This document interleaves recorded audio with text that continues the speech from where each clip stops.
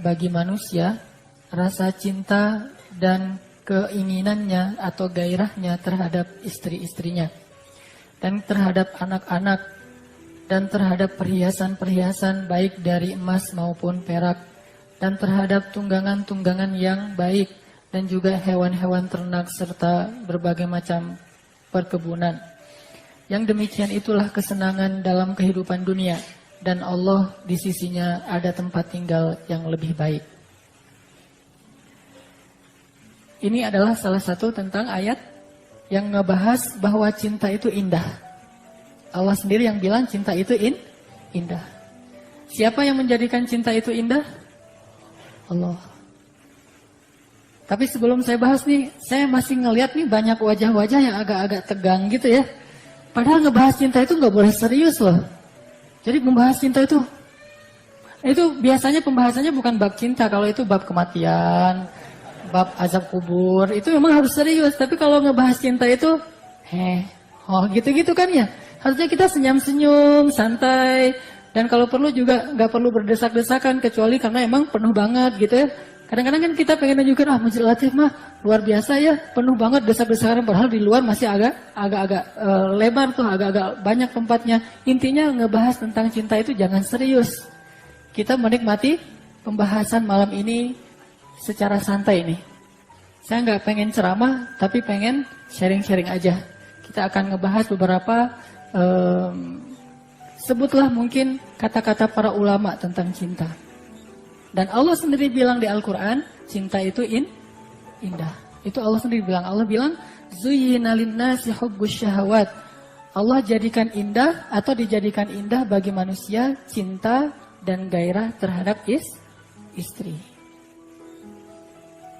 Di dalam ayat ini Allah nggak bilang terhadap perempuan secara umum, tetapi An-Nisa di sini pakai alif lam yang artinya khusus. Dan khusus di sini artinya istri. Kalau enggak kepada istri, tapi terasa indah, itu bukan dari Allah. Aduh, saya mah kalau ngelihat dia deg-degan gitu. Kalau ngelihat dia nggak bisa berdiri, bisanya jongkok gitu. Itu berarti bukan dari Allah tuh. Kalau yang kepada istri ada rasanya, itu dari Allah. Karena Allah hanya memberikan rasa indah itu kalau kepada yang halal, yang baik. Walakinnallaha habbaba ilaikumul imana wa zayyanahu fi qulubikum. Allah menjadikan iman itu terasa indah dan menjadikan kalian cinta kepada keimanan. Jadi orang yang beriman itu ngerasain berbunga-bunganya. Kepada siapa? Kepada pasangan. Teman-teman sekalian, saya pengen bacain beberapa kalimat dari orang bijak. Nih, kata para ulama tentang cinta ya. Jatuh cinta itu adalah luapan perasaan paling indah di dunia setelah iman kepada Allah. Jatuh cinta itu luapan perasaan paling indah di dunia setelah beriman kepada Allah. Jadi nggak ada lagi perasaan yang lebih indah setelah beriman kepada Allah daripada perasaan jatuh cinta. Terutama cinta kepada pasangan, itu indah banget. Kemudian kata para ulama, kalau orang lagi jatuh cinta, dunia di mata dia semuanya terasa mempesona. Jadi orang jatuh cinta itu ngelihat dunia itu indah banget tuh.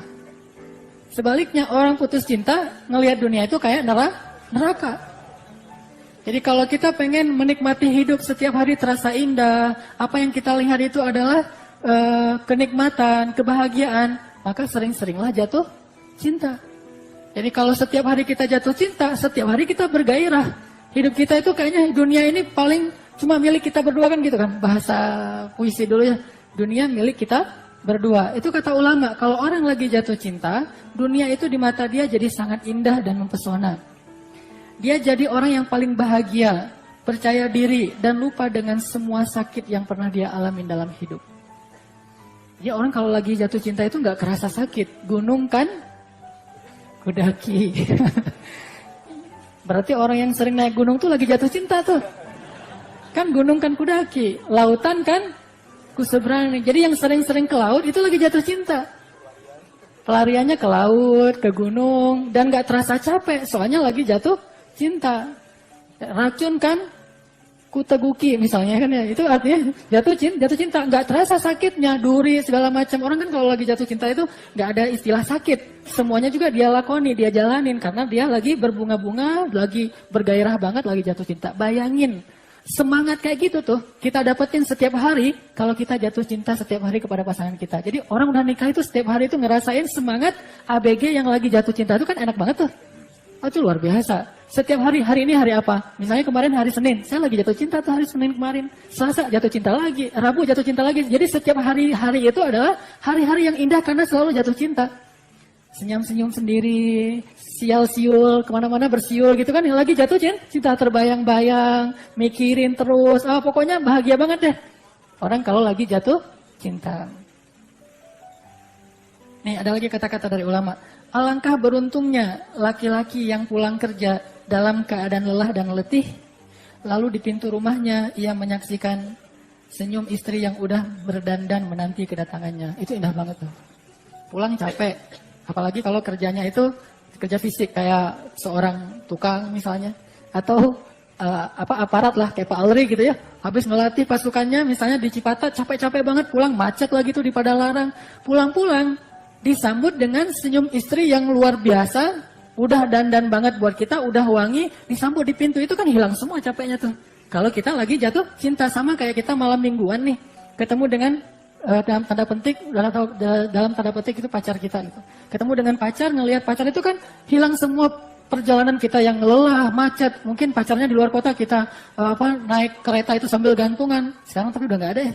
Kalau dulu mah gantung misalnya di kereta, itu mah dilaluin aja. Pas ketemu dengan pacarnya, semua masalah itu selesai. Kenapa? Karena dia jatuh cinta. Jadi alangkah indahnya seorang laki-laki yang pulang dalam keadaan capek, lelah, sedih, banyak masalah di kantor. Tapi ketika sampai di rumah dia disambut oleh seorang bidadari yang cantik menurut dia. Kok ada kata-kata menurut dia ya? Cantik lah pokoknya ya. Cantik, tersenyum, dan udah dandan menyambut kedatangan suami tercinta. Itu indah banget. Terus apa lagi kata para ulama? Banyak lagu, puisi, buku, film, filsafat, dan bahasa yang dibuat untuk menjelaskan makna cinta. Ini saking pentingnya cinta dalam kehidupan manusia tuh. Coba lihat, perhatiin lagu-lagu kita kan hampir semuanya ngomongin masalah cinta. Bahkan nasyid juga ujung-ujungnya ngomongin masalah cinta. Yang dulunya nasyid itu masih ngomongin nasihat-nasihat, tapi lama-kelamaan jadi ngomongin cinta. Ceramah juga gitu. Ceramah awalnya ngomong tentang rijal, jihad, cinta sekarang jadi. Saking pentingnya cinta. Karena animonya tuh tinggi banget soal cinta mah.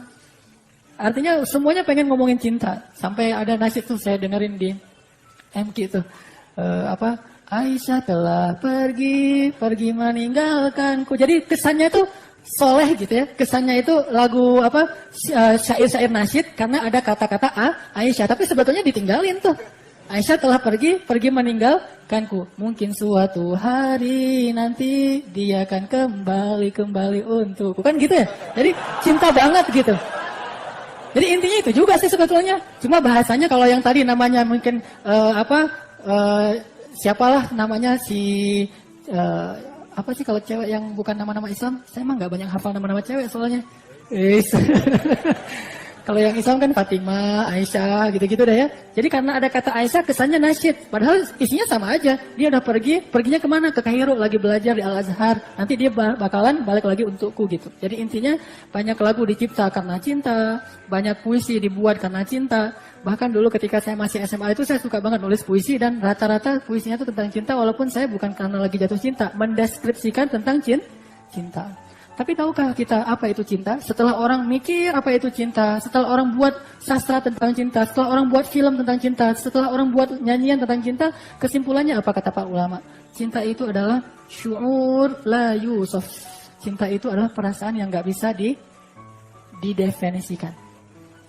Cinta itu perasaan yang gak bisa didefinisikan. Jadi jangan tanya what is love. Gak ada jawaban yang paling tepat. Karena dia sesuatu yang gak bisa disebut. Tapi bisa dirasain. Syu'ur la yusuf. Cinta itu perasaan yang gak bisa didefinisikan. Kita agak coba ilmiah dikit nih. Setelah tadi ngomongin masalah sensasi cinta. Ternyata saya coba baca-baca. Cinta itu bahaya buat kesehatan. Kalau belum sah. Ini studinya ilmiah loh ya, bukan saya dapetinnya juga dari internet, ntar cari sendiri deh. Ternyata jatuh cinta itu bahaya buat kesehatan kalau belum sah. Pertama, menurunkan tingkat konsentrasi. Jadi benar kata Mario Teguh, salah satu yang menurunkan kualitas prestasi anak muda Indonesia itu karena cinta. Kok keras banget dari belakang? Semangat banget. Oke. Dr. Helen Fisher, ini benar apa enggak ya? Tapi saya dapatnya juga kayak gitu. Dari ilmuwan dari Rutgers University di Amerika mengatakan bahwa seseorang yang jatuh cinta seringkali ngalamin kesulitan dalam berkonsentrasi karena terus-menerus mikirin orang yang dicintai. Ada nggak orang yang jatuh cinta terus nggak pernah mikir tentang orang yang dicintai? Kan nggak ada kan ya? Saya cinta loh sama kamu. Tapi kok kamu nggak ngejemput aku tadi siang, katanya mau dijemput. Oh iya ya, saya lupa soalnya sibuk dengan kerjaan sendiri. Itu nggak ada tuh. Pasti dia yang dia pikirin orang itu, cewek itu, dan nggak akan kepikiran yang lain-lain lagi sampai makan juga lupa gitu. Gara-gara mikirin dia. Hal ini merupakan akibat dari hormon dopamin yang membuat seseorang lebih obsesif. Dan ini lebih sering terjadi pada orang yang belum nikah. Catat tuh. Bagi yang belum nikah. Ternyata bagi yang belum nikah, cinta itu justru bahaya. Makanya saya baru ngerti, oh benar ya, di zaman Rasul, cinta itu hanya adegan-adegan yang disebutkan setelah orang nikah. Nggak ada cerita cinta sebelum nikah itu di zaman Rasul, nggak ada tuh. Kita hampir nggak menemukan ada kisah cinta sebelum nikah di zaman Rasul, nggak ada. Semua kisah cinta itu terjadi setelah nikah. Itu indahnya cinta di masa itu. Kenapa? Karena cintanya itu cinta yang positif, bukan cinta-cintaan atau cinta monyet. Kedua, bikin mual. Cinta itu bikin mual. Ketika seseorang bertemu pacar yang dicintai, maka akan terjadi apa sih ini? Pelepasan norepinefrin. Ada yang ngerti nggak? Pokoknya ikutin aja lah ya. Dopamin dan kortisol mengalirkan darah dari usus hingga memberikan efek mual dan rasa gugup. Pernah ngerasain nggak sih yang gitu-gitu? Pernah ya? Oh berarti emang nggak bener nih cintanya. Terus yang ketiga, jatuh cinta itu bikin nggak bisa tidur, susah tidur. Orang yang jatuh cinta sebelum nikah itu sering susah tidur karena secara ilmiah produksi hormon dopamin dan norepinefrin yang terlalu banyak. Gitu deh. Sosok ilmiah tapi nggak ngerti. Nah gitu pokoknya. Ini dapatnya bukan dari tulisan orang ya, tapi dari majalah dan dari surat kabar yang ada di internet, yang online. Terus nih, jatuh cinta itu baik buat kesehatan kalau sudah sah. 1, nambah fit. Menurut penelitian di jurnal psikofisiologi, kalau kita sering mikirin orang yang kita cintai, kita bisa dapetin energi tambahan. Ini kata-kata saya aja nih yang di bold. Kalau mikirin yang ngeselin dari dia, oh nggak usah dipikirin. Dan menurut sebuah studi dari University College London, olahraga bareng pasangan itu lebih baik daripada sendiri. Nah, itu kan keren banget tuh. Olahraga bareng pasangan itu lebih baik daripada sendiri. Misalnya, gendongin istri dari garasi mobil sampai ke dalam rumah. Wih, keren tuh. Itu kan olahraga bareng pasangan. Jadi pas turun mobil biar romantis gitu ya. Yang, kamu jangan turun dulu. Kenapa? Ada sesuatu buat kamu. Ya. Terus kita ke seberang gitu kan, bukain mobil buat istri kita gendong. Pernah nggak gendong istri? Ah, istri juga belum punya, gimana mau digendong? Makanya saya bilang nih, cinta dalam Islam itu cinta yang sah. Dan kenapa orang malu-malu ngomongin cinta yang baik kayak gini? Sementara orang nggak malu ngomongin cinta yang tadi yang negatif. Kalau saya sih pede aja ngomongin cinta yang sudah sah, karena itu bagus banget, luar biasa. Rahmat dari Allah lah.